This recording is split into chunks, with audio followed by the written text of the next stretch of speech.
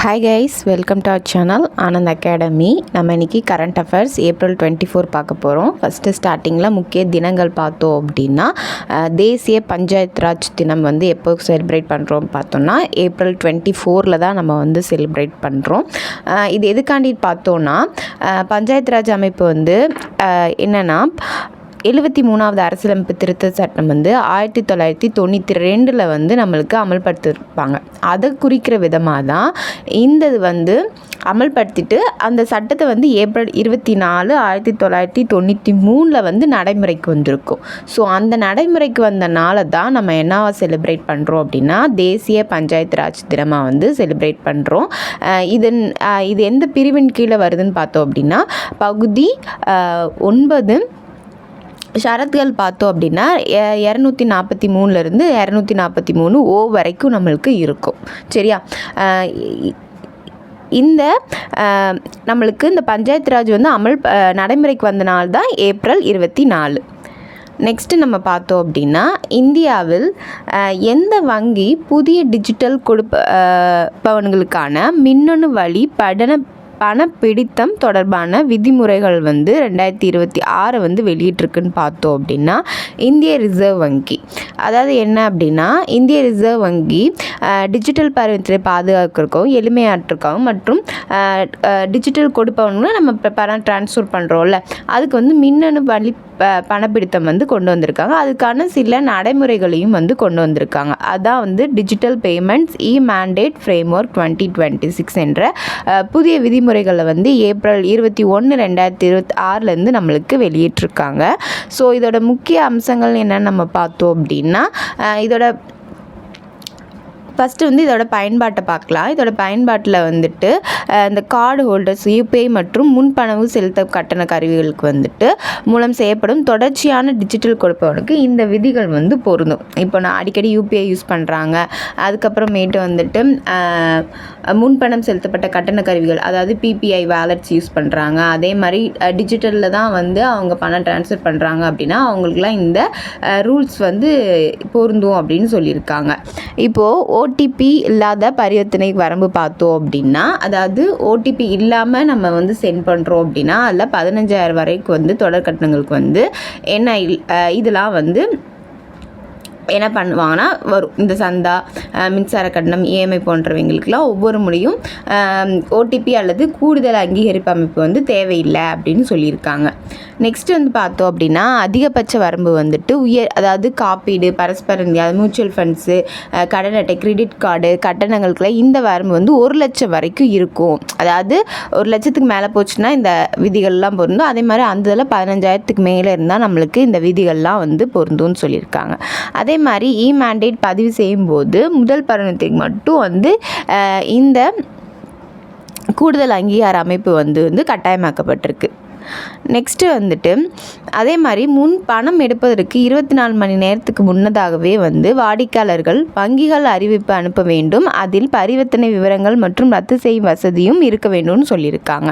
அதே மாதிரி இந்த மின்னணு வழி பணப்பிடித்தம் வசதியை வந்து பயன்படுத்துவதற்கு வாடிக்கையாளர்கள் எந்த கட்டணமுக்கும் வசூலிக்கப்படாது அப்படின்னும் சொல்லியிருக்காங்க. அதே மாதிரி வாடிக்கையாளர்கள் வந்து அவங்களோட மேண்டேட் வந்து எப்போது வேணாலும் மாற்றிக்கலாமோ இல்லாட்டி கேன்சல் பண்ணிக்கலாம்னு சொல்லியிருக்காங்க. இதுதான் இப்போது ரீசெண்டாக இந்திய ரிசர்வ் வங்கி வந்து நம்மளுக்கு வந்து ரூல்ஸ் வந்து சொல்லியிருக்காங்க. நெக்ஸ்ட்டு நம்ம பாருங்கள், இந்தியாவில் எந்த போரின் வெற்றியானது டெல்லி சுல்தானின் முடிவிற்கும் இந்தியாவில் முகலாய பேரரசு நிறுவப்படுவதற்கும் வழிவகுத்துன்னு பார்த்தோம் அப்படின்னா, முதல் பானிபட் போர். அந்த போர் தான் வந்துட்டு சுல்தானோட முடிவுக்கும் டெல்லி சுல்தானோட முடிவுக்கும் இந்தியாவோட முகலாய பேரரசு நிறுவப்படுவதற்கும் வழிவகுத்துக்கு. இது எதுக்கு இப்போ நம்ம ரீசெண்டாக பார்க்குறோம் அப்படின்னா, நம்மளுக்கு முதல் பானிபட் போர் வந்து 1526 வந்து நடந்திருக்கும். இப்போ அதோட 500 வருஷம் நிறைவடைஞ்சதை பொறுத்து இது பண்ணுற விதமாக அது ஒரு முக்கிய நிகழ்வாக நம்ம இப்போ பார்க்குறோம்.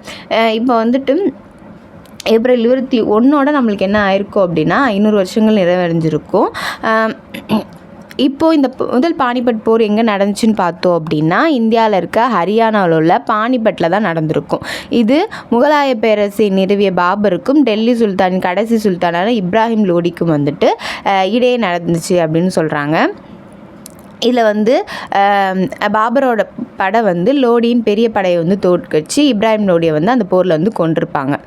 இந்த இது வந்து இப்போ முடிஞ்சதுனால தான் இப்போ இந்த ரீசெண்டாக இந்த நியூஸ் நம்ம வந்து பார்க்குறோம்.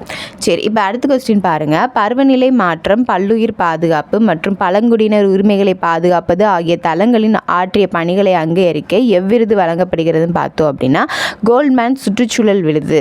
இதுதான் வந்துட்டு இப்போ இதுக்காண்ட விருதுகள் வழங்குறாங்க. இப்போது வந்து இந்த விருதை வந்து இப்போ அறிவிச்சிருக்காங்க. இது வந்து முதல் முறையாக பெண்கள் கொண்ட குழுவிற்கு மட்டும் இப்போ வந்து அனுபவிச்சிருக்காங்க. இது வந்து என்ன சொல்லுவாங்கன்னா பசுமை நோபல் பரிசு அப்படின்னு சொல்லி இந்த விருதை சொல்லுவாங்க. 1981 வந்து இந்த இது வந்து ஸ்டார்ட் பண்ணாங்க. அதில் பார்த்தோம் அப்படின்னா இரோரோ டான்ஷி நைஜீரியாவுக்கும், போரிம் கிம் தென்கொரியா, சாரா பின்ச் அவங்களுக்கு ஐக்கிய பேரரசு, தேயோனிலா ரோகா மேட் போப் அவங்களுக்கு பப்புவா நியூ கென்யா, அலன்னா அக்கா ஹர்லிக்கு வந்து அமெரிக்கா மற்றும் யுவன்லிட்ஸ் மோரிசஸ் பிளாங்கோ வந்து கொலம்பியா ஆகிய 6 பெண்களுக்கு வந்து இந்த விருதை வந்து கொடுத்துருக்காங்க. அடுத்த கொஸ்டின் பாருங்கள். இந்தியாவில் தேசிய அளவிலான ஒமேகா பால் கிளப்பை உருவாக்க எந்த நிறுவனம் திட்டமிட்டுள்ளதுன்னு பார்த்தோம் அப்படின்னா இந்திய தொழில்நுட்ப கழகம் IIT மெட்ராஸ் தான் வந்துட்டு இப்போ இந்த ஒமேகா பால் கிளப்பை வந்து உருவாக்குறக்கான்னு. இந்த ஒமேகா பால் கிளப் அப்படின்னா என்ன அப்படின்னா அதாவது ஒரே அணியில் 3 அணிகள் சேர்ந்து புதிய கால்பந்து, அதாவது எப்படி இருக்குன்னா இப்போ ஃபுட்பால்லாம் 2 டீம் தானே விளையாடுவாங்க. இப்போது வந்து 3 டீம் வச்சு இப்போ புதுசாக வந்து கொண்டு வந்திருக்காங்க. இது வந்து ஒமேகா பால் ஷேப்பில் இருக்கிறதுனால இந்த பேர் வந்து இதுக்கு கொடுத்துருக்காங்க. இல்லை மொத்தம் 3 இலக்குகள் இருக்கும், 3 கோல் இருக்கும். இவங்க வந்து என்ன பண்ணணும் அப்படின்னா இப்போ ஒரு டீம் வந்து அவங்களோட விளையாட்டை, இப்போ ஒரு டீம் வந்து அவங்களோட இதை வச்சு மிச்சம் 2 இதை வந்து என்ன பண்ணணும்னா தோக்கடித்து விளையாடணும். ஒவ்வொரு அணியும் ஒரே நேரத்தில் 2 இலக்குகளை தாக்கி ஒன்றை பாதுகாக்கும். சரியா? இந்த வடிவம் விளையாட்டில் வேகம், கோல் எடுப்பதற்கான வாய்ப்புகள் மற்றும் தொடர்ச்சியான ஆகியவற்றை வைத்து அதிகரிக்குதுன்னு சொல்கிறாங்க. அதே மாதிரி இது வந்து இதுக்கு முன்னாடி அமெரிக்கா, பிரேசில், ஐரோப்பாவில் சில நாடுகளில் வந்து இந்த ஒமேகா பால் வந்து ஏற்கனவே விளையாண்டுட்ருக்காங்க. நெக்ஸ்ட்டு பாருங்கள். 2026 கணிதத்துக்கான பிரேக் த்ரூ விருது வந்து யாருக்கு வழங்கப்பட்டிருக்குன்னு பார்த்தோன்னா பிராங்க் பெர்லி அவங்களுக்கு தான் வந்து வழங்கப்பட்டிருக்கு.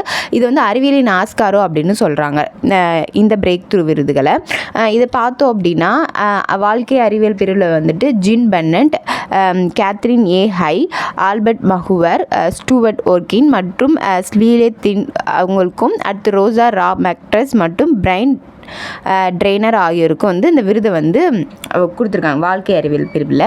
இயற்பியல் பிரிவு வந்து சென் ஆய்வகத்தில் உள்ள மவுண்ட் G2 குழுவின் புரூக் ஹேவன் மற்றும் மெர்ப்லாய் ஆகிய ஆய்வகங்களுக்கு வந்து வழங்கப்பட்டிருக்கு. நெக்ஸ்ட்டு வந்துட்டு பருப்பு வகைகள் மற்றும் சிறுதானியங்கள் உற்பத்தியின் உலகில் எந்த நாடு முதலிடத்தில் பார்த்தோம் அப்படின்னா இந்தியா தான் ஃபஸ்ட்டு இருக்குது. அது மட்டும் இல்லாமல் மசாலா பொருட்கள் மற்றும் தேங்காய் உற்பத்தியிலும் இந்தியா முன்னிலையில் உள்ளதோடு கரும்பு மற்றும் பருத்தி மற்றும் தேயிலை உற்பத்தியிலும் இந்தியா வந்து 2வது இடத்துல இருக்குது. ஸோ இன்றைக்கான ஏப்ரல் 24க்கான கரண்ட் அஃபேர்ஸ் வந்து நம்ம முடிச்சிட்டோம். ஸோ நோட்ஸ் எடுத்து வச்சுக்கோங்க. ப்ரிப்பேர் பண்ணுறவங்க, எக்ஸாமுக்கு ப்ரிப்பேர் பண்ணுறவங்க. அதே மாதிரி நம்ம சேனலில் நான் டெய்லி சொல்லிக்கிட்டு தான் இருக்கேன். குரூப் 4 கிளாஸஸ், தமிழ் இலக்கணம் கிளாஸஸ் வந்து நம்ம சேனலில் போய்கிட்டு இருக்கு. ப்ளஸ் ஸ்கூல் புக்ஸ் வைஸ் வந்து சிலபஸ் கவர் பண்ணிக்கிட்டு இருக்கோம். இந்தியன் அரசியல் அமைப்பில் PYQ டிஸ்கஷன் போய்கிட்டு இருக்கு.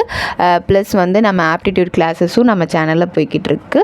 ஸோ இதெல்லாம் இந்த வீடியோஸ்லாம் பார்க்குறதுக்கு கரெக்டாக பார்க்கறதுக்கு சேனலை மறக்காமல் சப்ஸ்கிரைப் பண்ணிடுங்க. வீடியோ பிடிச்சிருந்துச்சுன்னா லைக் பண்ணுங்கள். தேங்க்யூ.